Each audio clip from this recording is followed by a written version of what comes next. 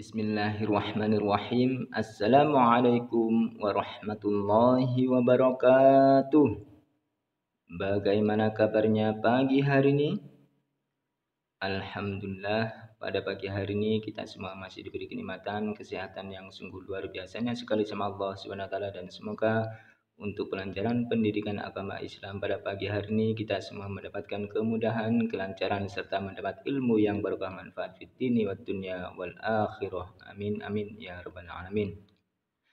Baiklah anak-anakku sekalian, pada pagi hari ini kita akan belajar pendidikan agama Islam dengan materi Rasulullah idolaku yang akan dibimbing langsung oleh Bapak Muhammad Sirajul Kiram di SD Ummu Aiman Lawang tahun pelajaran 2020-2021. Bismillahirrahmanirrahim.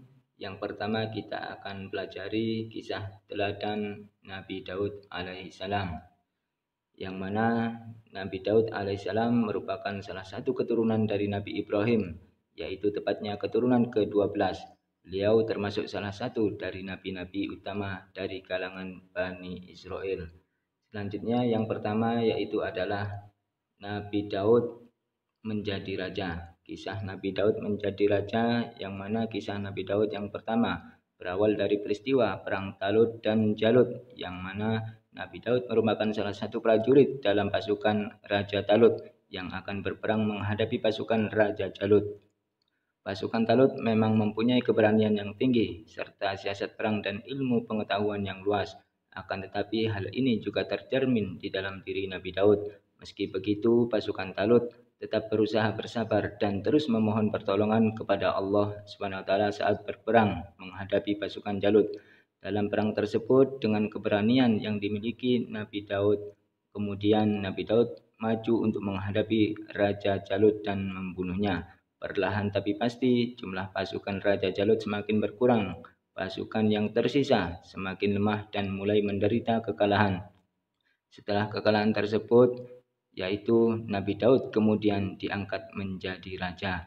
Dalam hal ini kemudian Allah SWT mengangkat Nabi Daud menjadi seorang nabi dan memberikan hikmah kerajaan yang kuat setelah usaha keras yang dilakukan Nabi Daud beserta pasukan Raja Talut lainnya. Bukan hanya itu, Allah juga memberi Nabi Daud anugerah berupa ketaatan beribadah dan ilmu pengetahuan yang luas.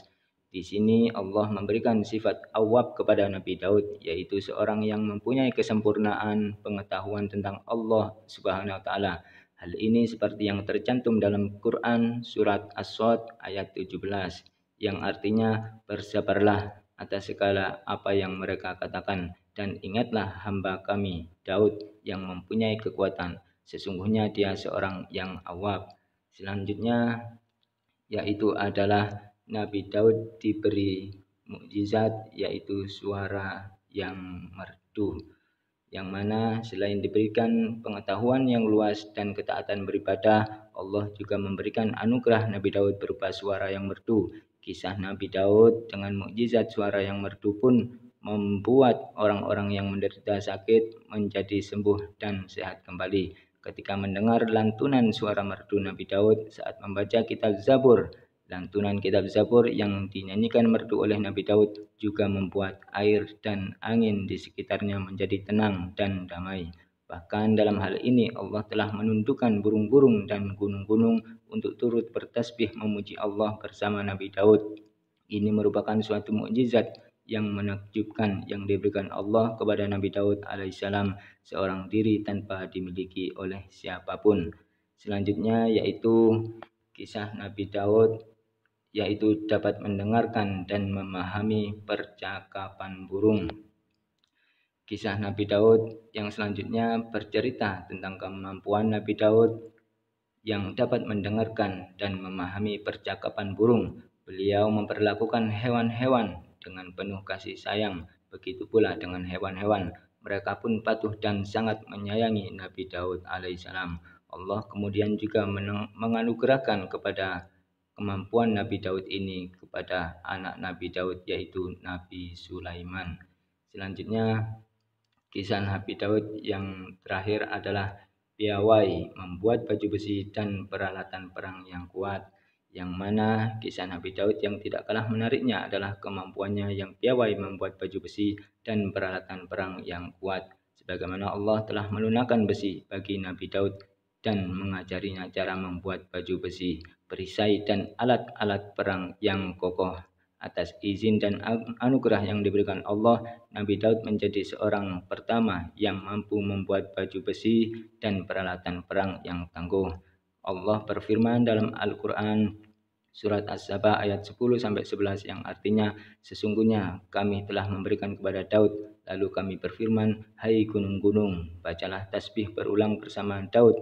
Begitu pula burung-burung dan besi itu kami jadikan lunak di hadapannya.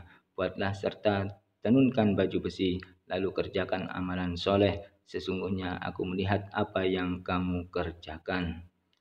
Selanjutnya, setelah kisah Nabi Daud, yaitu kisah keteladanan Nabi Sulaiman alaihi salam, yang mana Nabi Sulaiman alaihissalam merupakan salah satu keturunan Rasul dan Raja, yaitu Nabi Daud alaihissalam. Sebelum Nabi Sulaiman diangkat menjadi seorang Rasul oleh Allah SWT, Nabi Daud merupakan seorang pemegang kerajaan terbesar di dunia dan juga seorang Rasul Allah Subhanahu Wa Taala.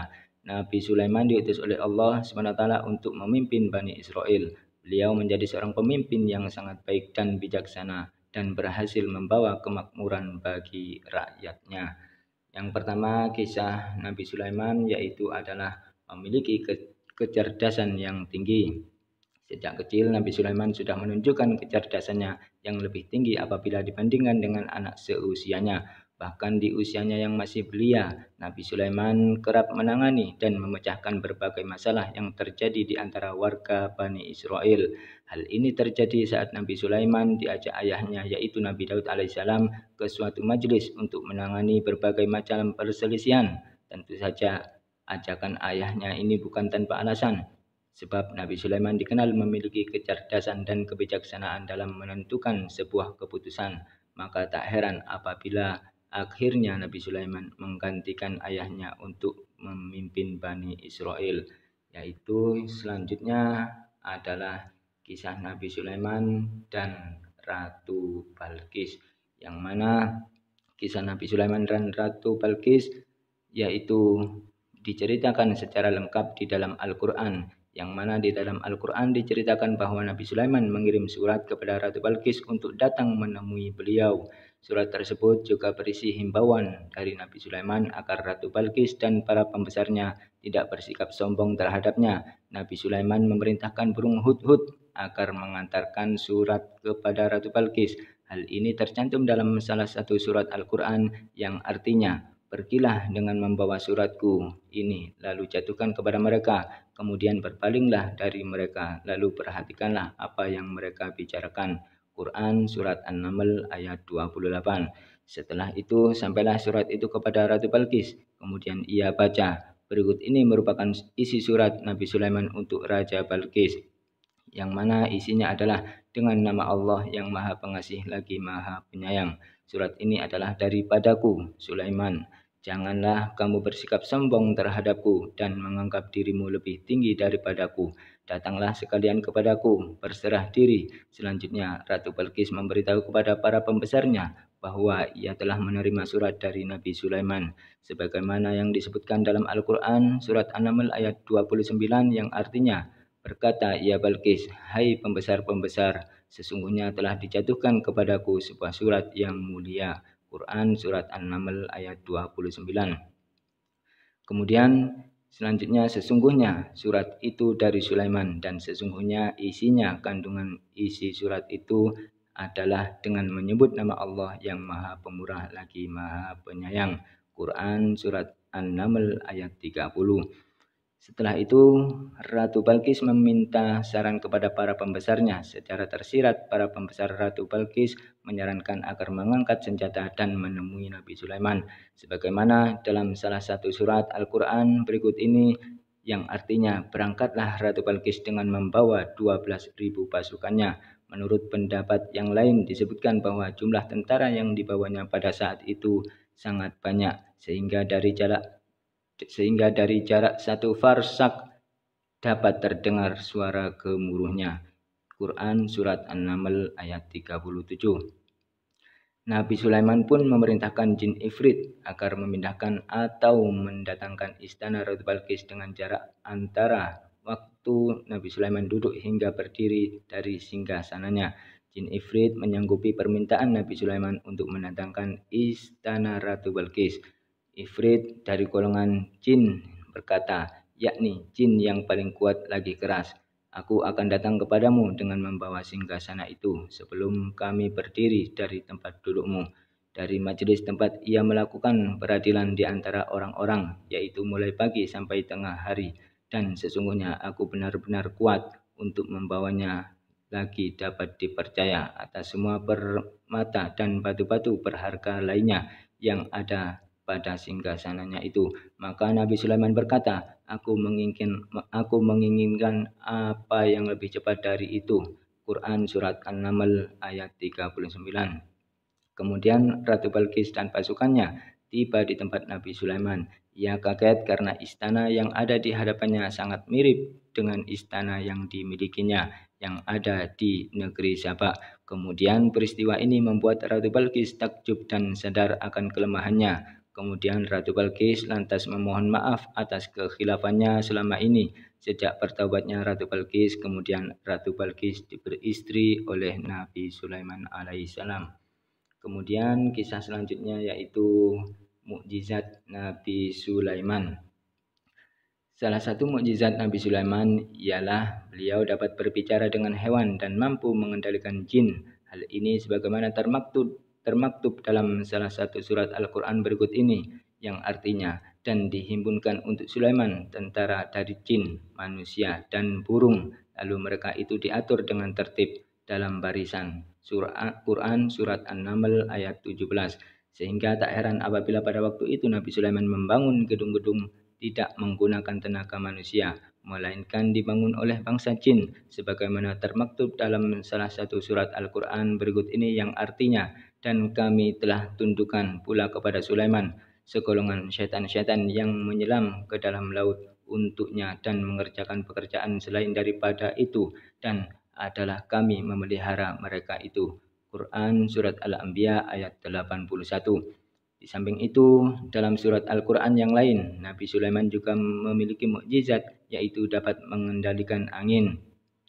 Dan telah kami tundukkan untuk Sulaiman angin yang kencang tiupannya, yang berhembus dengan perintahnya ke negeri yang kami telah memberkatinya, dan adalah kami maha mengetahui segala sesuatu.